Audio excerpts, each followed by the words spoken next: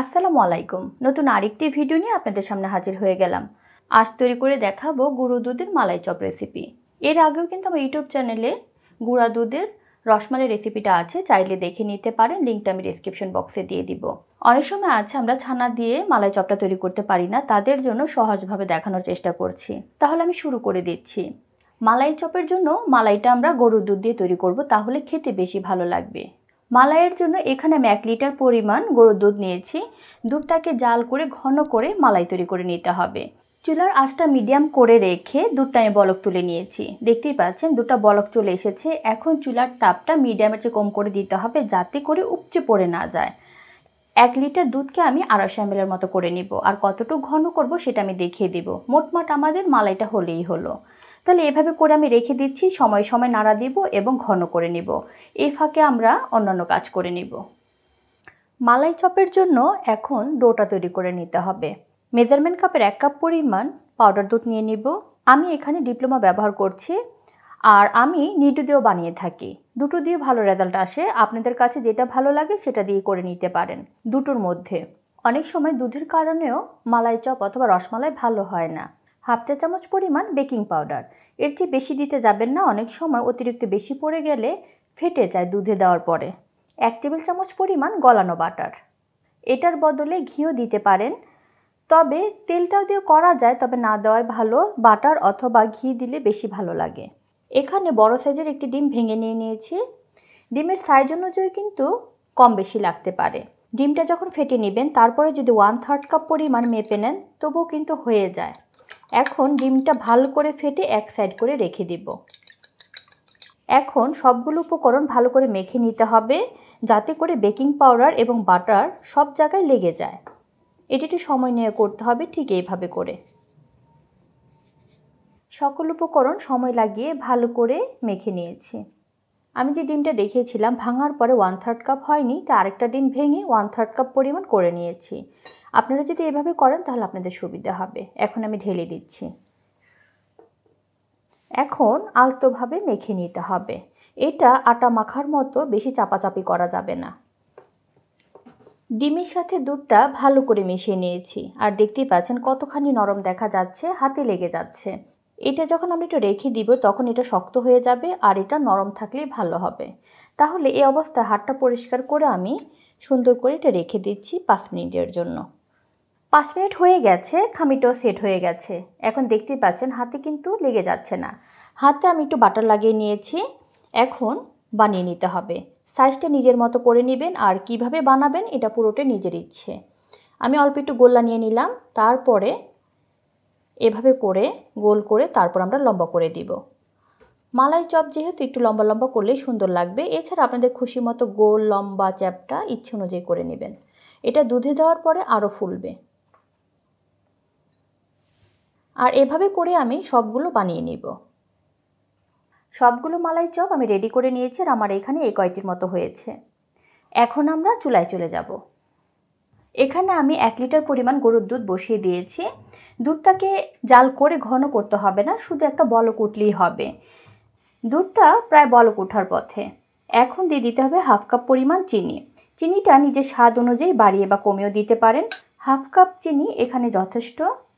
যদি আরেকটু মিষ্টি খেতে চান তাহলে 2 থেকে 3 টেবিল চামচ পরিমাণ আরেকটু দিয়ে দিলেই চলবে। এখন শুধু একটা বলক আসলেই চলবে। যেহেতু আমরা চিনি দিয়েছি, একটা বলক আসলে আমরা দিয়ে দিব। একটা জিনিস দেখাতে ভুলে গেছি, যখন আপনারা বানাতে যাবেন খেয়াল করবেন উপরে যেন কোনো প্রকার ফাটল না থাকে, তাহলে কিন্তু দেওয়া মাত্রই ফেটে যাবে। এটা খেয়াল রাখতে হবে। দুধটা বলক চলে এসেছে, এখন এক এক করে দিয়ে দিতে হবে। চুলার আঁচটা এখন মিডিয়াম আছে, সাবধানে উঠিয়ে দিয়ে দিতে হবে। সবগুলো মিষ্টি আমি দিয়ে দিয়েছি। এখন ঢাকনা দিয়ে দিতে হবে 5 মিনিটের জন্য। আমি গর্ত একটা হাঁড়ি নিয়েছি, যাতে সহজে উপচে পড়ে না যায়। মিডিয়াম আঁচ করে রেখেছি চুলার আঁচটা। একটু পরপর একটু দুলিয়ে দিলেই চলবে, ঠিক এভাবে করে।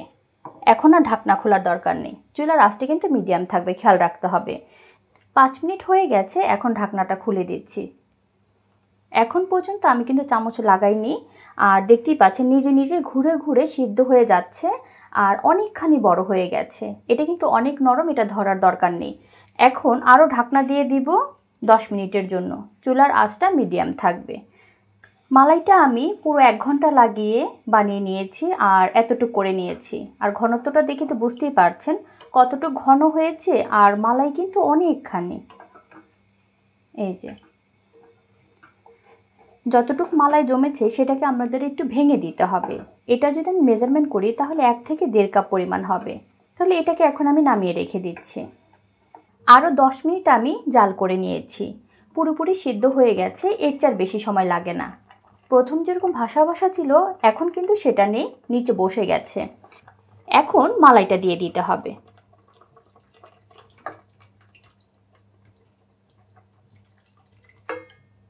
এখন ঢাকনা দিয়ে আর 5 মিনিট জাল করে নিব, যাতে করে মালাইটা বলক চলে আসে, তা না হলে কিন্তু নষ্ট হয়ে যাবে। মালাইটা দেওয়ার পরে ঠিক এভাবে একটু দুলিয়ে দিবেন। পুরো রান্নাতে কিন্তু আমরা চামচ লাগাইনি, ঠিক এভাবে নেড়ে চেড়ে রান্না করে নিয়েছি। চুলার আঁচটা মিডিয়াম করে দিয়ে 5 মিনিটের মতো একটু রান্না করে নিয়ে আমরা নামিয়ে নিব। আমরা যে মালাইটা দিয়েছি এটা বলক উঠলেই চলবে।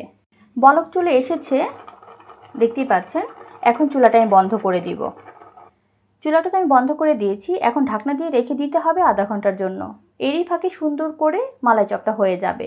তাহলে আমরা ফিরছি মোটামুটি 1 ঘন্টা পরে। মালাই চপটি পুরোপুরি রেডি হয়ে গেছে। বলেছিলাম 1 ঘন্টা পরে আসব। 1 ঘন্টা পরে রাতে আর ভিডিওটা করা হয়নি, তাই আমি সারা রাতের জন্য ফ্রিজে রেখে দিয়েছিলাম।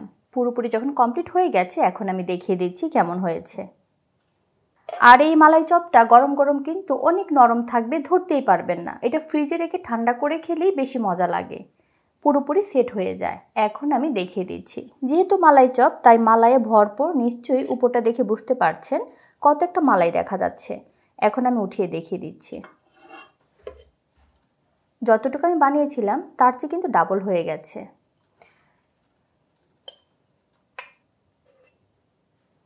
আমি এখানে সাইজটা অনেক বড় বড় করেছি, আপনারা চাইলে ছোটও করতে পারেন, যেটা আমি প্রথমে বলেছিলাম। আর উপরে একটু মালাই দিয়ে দিবেন। এখন আমি কেটে দেখাচ্ছি ভিতরটা কেমন হয়েছে। ভিতরে রসে কিন্তু একেবারে ভরে গেছে। এটা যখন ঘরে বানাবেন তখনই বুঝতে পারবেন, তবে কিছু জিনিস কিন্তু খেয়াল রেখে বানাতে যেতে হবে।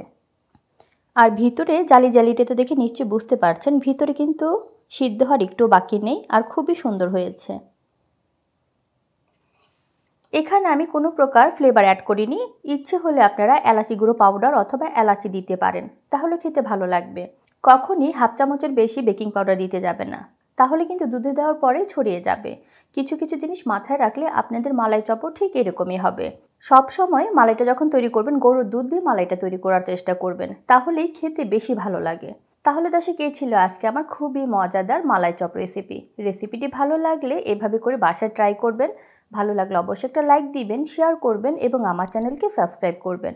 সবাই ভালো থাকবেন। আল্লাহ হাফেজ।